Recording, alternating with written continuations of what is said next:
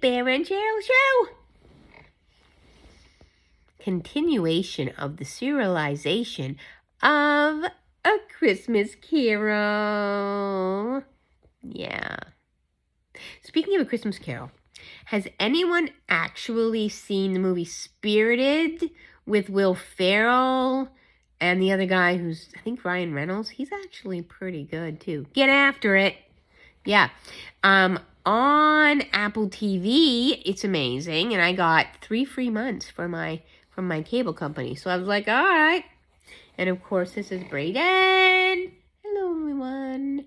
I wanted to enjoy the wonderful experience that is A Christmas Carol, because as you know, in Dinosaur World, we don't really have that. They're a bit primitive, but you know, I'm not, which is why I wanted to go live in the people world with Cheryl, because I think I would be somewhat of a brilliant dinosaur. Well, I agree. I think you're very good. I know when I saw you with the other dinosaurs, I was like, there's a dinosaur I would like to know. There's a dinosaur I would like to be with. And of course, he's named Braedon for obvious reasons. At least to people who know me. So, and what's interesting is Bear can be jealous. I'm just saying, you know, but it's only because he loves me so much, and he's not jealous of Braedon, which is good. Yes, I'm so glad, actually, because I very much enjoy being with Cheryl, and also with Bear. Yes, I know, me too, so we're all good. We're all here hanging out on this Christmas Day. Well, almost. It's December the 21st, but man, has it been snowy and cold. It was like -11. I was taking out my garbage and my hands got sore. Because apparently it's so cold now you can get frostbite in like a few minutes. Woo! We haven't had weather like that here in British Columbia too many times, but we have had it a little bit. So, yeah, well, I don't think we can do your song right now. Well, maybe we can. I don't know, we can't, because you're so big, Braedon. Maybe we can do a little bit. You can't really see him, but he's just going to do a bit of his song that he likes. Stomp! Stomp! Stomp! Stomp! Stomp! Stomp! Stomp! It's just really stomp repeated, but it's fun. You have to get the whole effect to make it seem good. But yes, and here we are. It is late in the day. It's 4:30, I think, on this December 21st, and we're coming at ya. Because we thought we would read a little more of A Christmas Carol. Can you believe we're still in the first chapter? We're still in the first chapter. So we thought that maybe it would be fun for you guys and for me to do us up a bit more of the Christmas Carol and see where we are. So, Braedon, you need to find yourself a good spot. There it is. Well, how about there? What do you want to do? What do you want to do? Well, yeah, you can't block the shot, though. There, yeah. And baby's here. Hello, everyone. Hello. Hello, hello, hello, hello. We're going to read some Christmas Carol for you. Right, baby? Yeah. He's doing good because he likes having me home right now. And I like being home. I can't believe it's Wednesday. It's Wednesday late afternoon. What happened to the week already? Tomorrow's Thursday. Gosh, that went fast. So we are going to talk about meeting the first ghost, which of course is the ghost of Jacob Marley. You know, of course, it's the ghost of Jacob Marley. Are you okay, baby? I think baby's all right. There he is. He's there. He's just going to rest. He's just going to rest, but he's there. He's there. So, yeah. Okay, so here we go. Where are we? Here we are. And this is, of course, the same one that we're going to be reading. So here we are. Yeah, upon its coming in, the dying flame leapt up, or leaped up, depending, as though it cried, I know him, Marley's ghost, and fell again. So that's where we left off, if you guys have seen it.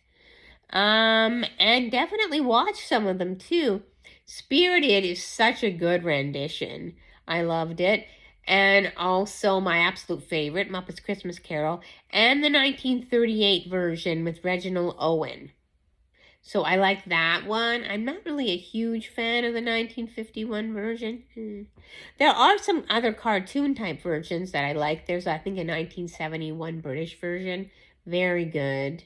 And there's a few other ones that aren't too bad.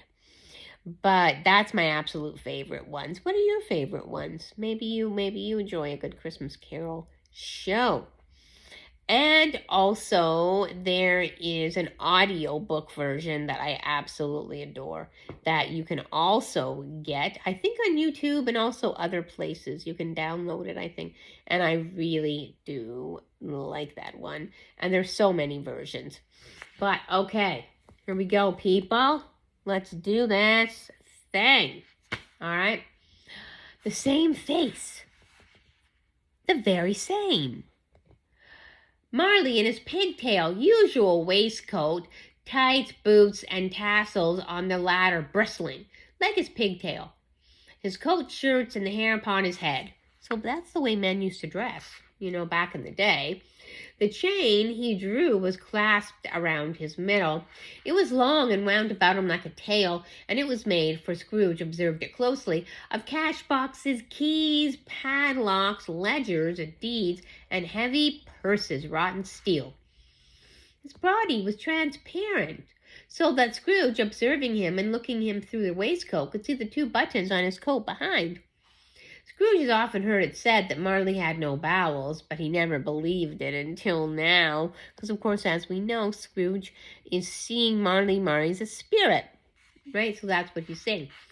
Nor did he really believe it now, even now, though he looked the phantom through and through and saw it standing before him, though he felt the chilling influence of its death-cold eyes and marked the very texture of the folded kerchief bound about his head and chin, which wrapper he had not observed before, he was still incredulous and fought against his senses.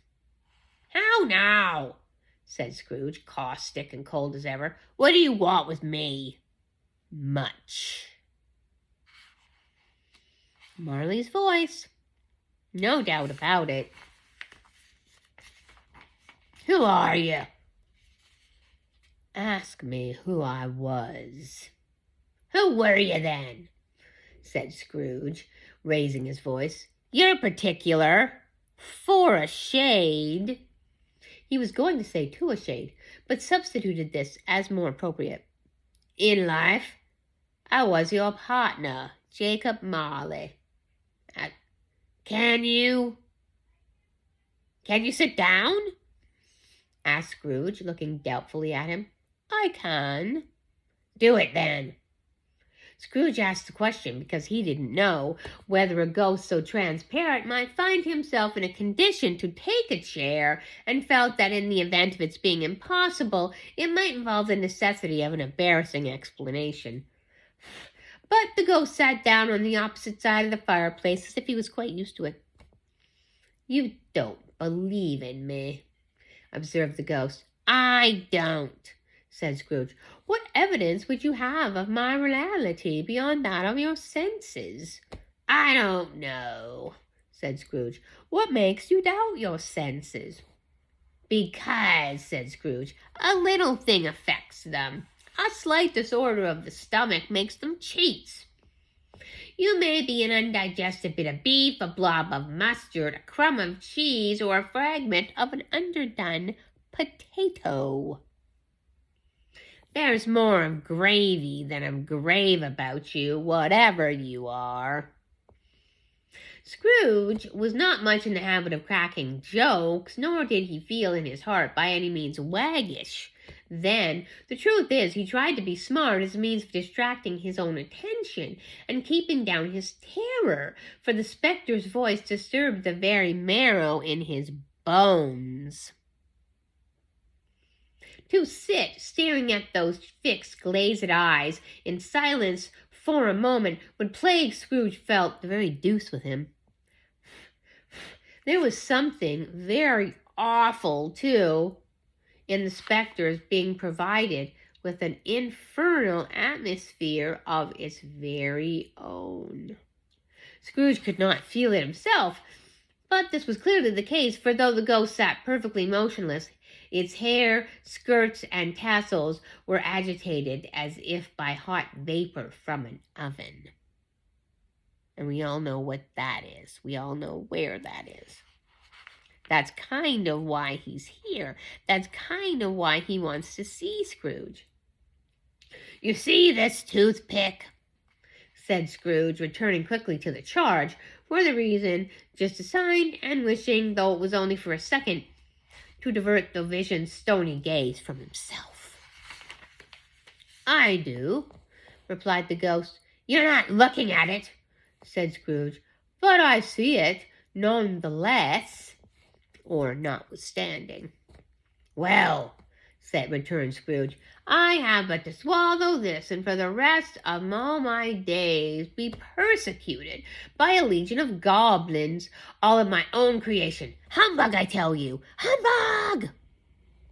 At this, the spirit raised a frightful cry, "Yeah!"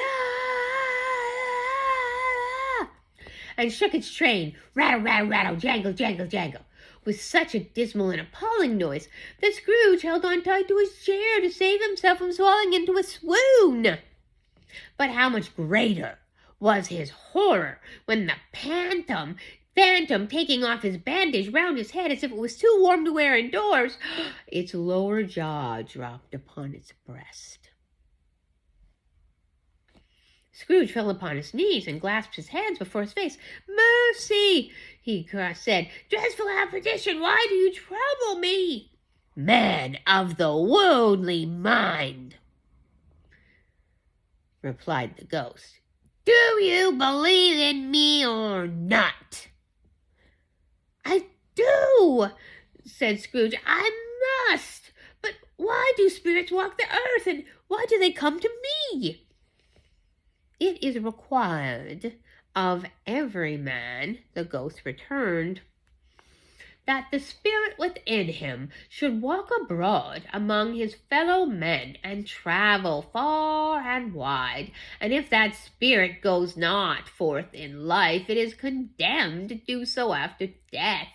It is doomed to wander the world, oh woe is me, and witness what it cannot share, but might have shared on earth and turned to happiness." Again the spectre raised a cry, and shook its chain, and wrung its shadowy hand.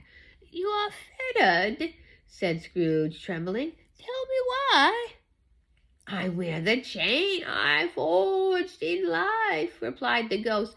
"I made it link by link, and yard by yard I girded it on of my own free will, and of my own free will I wore it. Is this pattern strange to you?"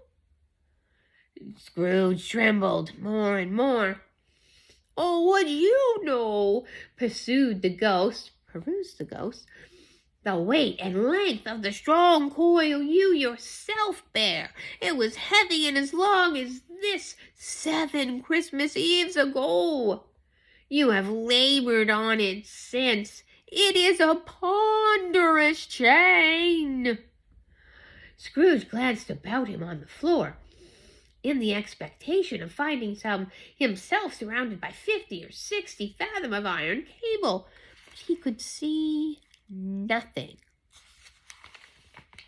"Jacob," he said imploringly, "oh, Jacob Marley, speak comfort to me. Jacob." "I have none to give," the ghost replied. "It comes from other regions, Ebenezer, and is conveyed by other ministers to other kinds of men."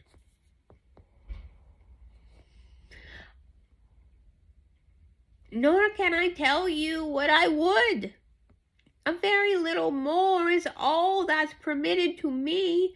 My spirit never walked beyond our counting house. Mark me! In life, my spirit never moved beyond our narrow limits of the money-changing hole, and weary journeys lie before me. It was a habit with Scrooge, whenever he became thoughtful, to put his hands in his breeches pockets.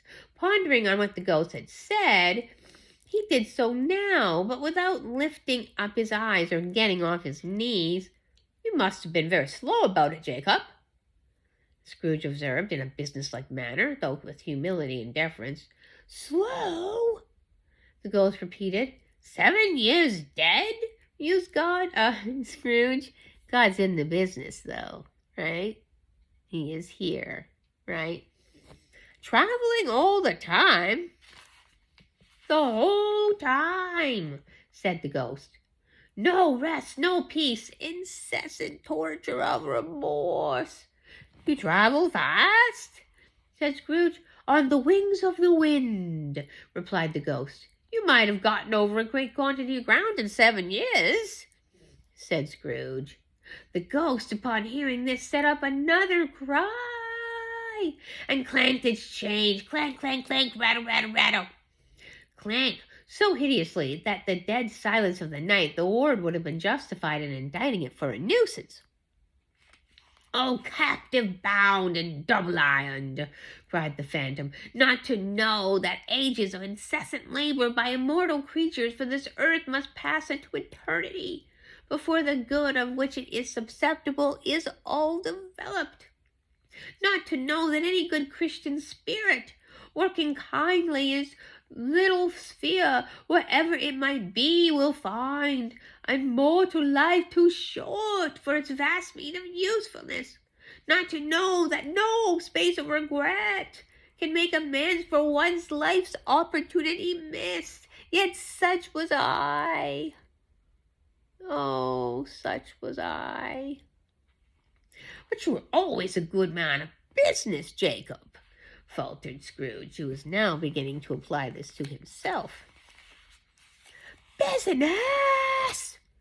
cried the ghost, wringing its hands again. "Mankind was my business.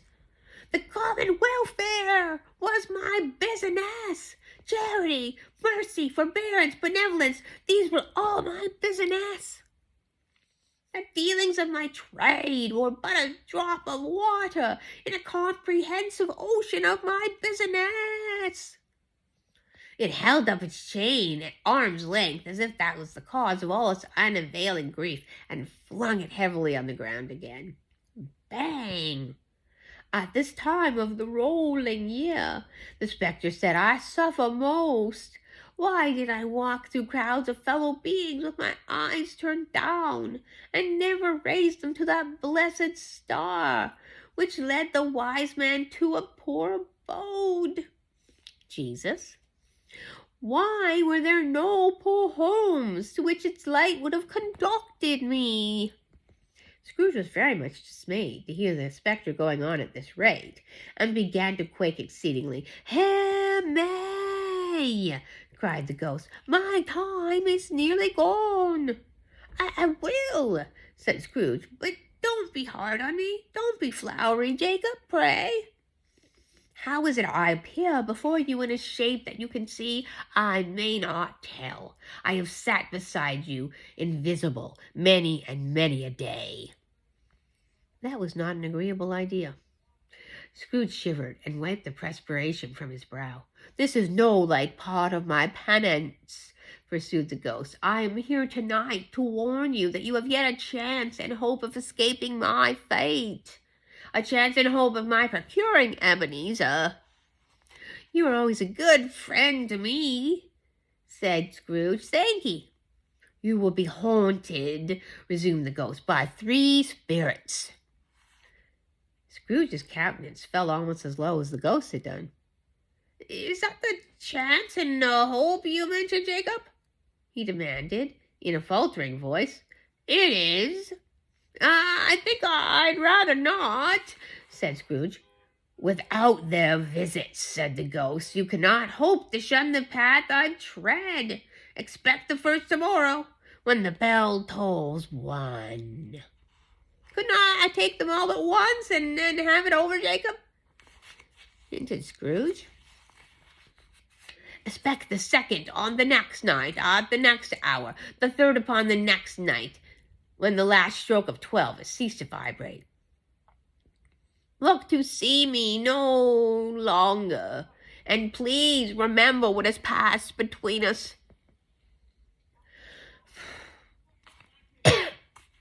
When he had said these words, the spectre took its wrapper from the table and bound it round his head as before. Scrooge knew this by the smart sound its teeth made when the jaws were brought together by the bandage. He ventured to raise his eyes again and found the supernatural visitor confronting him in an erect attitude, with its chain round over and about its arm. The apparition walked backward from him, and at every step it took, the window raised itself a little, so that by the time the spectre reached it, it was wide open. It beckoned Scrooge to approach, which he did. When they were in 2 paces of each other, Marley's ghost held up its hand, warning him to come no nearer. Scrooge stopped, not so much in obedience as in surprise and fear, for on the raising of the hand he became sensible of confused noises in the air, incoherent sounds of lamentation and regret, wailings of inexpressibly sorrowful and self-accusatory words. The spectre, for listening for a moment, joined in the mournful dirge and floated out on the bleak, dark night. Scrooge followed to the window, desperate in his curiosity. He looked out. The air was filled with phantoms, wandering hither and thither in restless haste, and mourning as they went. Every one of them wore a change, like Marley's ghost. Some few, they might be guilty government, were linked together. None were free. Many had been personally known to Scrooge in their lives. He had been quite familiar with one old ghost in a white waistcoat with a monstrous iron safe attached to its ankle, who cried piteously at being unable to assist a wretched woman with an infant, whom it saw below on a doorstep. The misery with them all was clearly that they sought to interfere for good in human matters, and had lost the power forever. Whether these creatures faded into the mist, or mist enshrouded them, he could not tell, but they and their spirit voices faded altogether, and the night became as it had been when he walked home.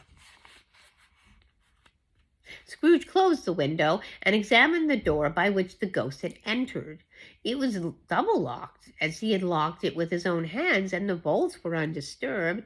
He tried to say, bug, but stopped at the first syllable. And being for the emotion he'd undergone, or the fatigues of the day, or his glimpse of the invisible world, or the dull conversation of the ghost, or the lateness of the hour, much in need of repose, went straight to bed without undressing, and fell asleep upon the instant. So that's the end of chapter 1, everybody. So that is the beginning, and then now we're going to get to the Ghost of Christmas Past. So have a good night, everybody. The Bear and Cheryl Show. Chapter 1, Addition.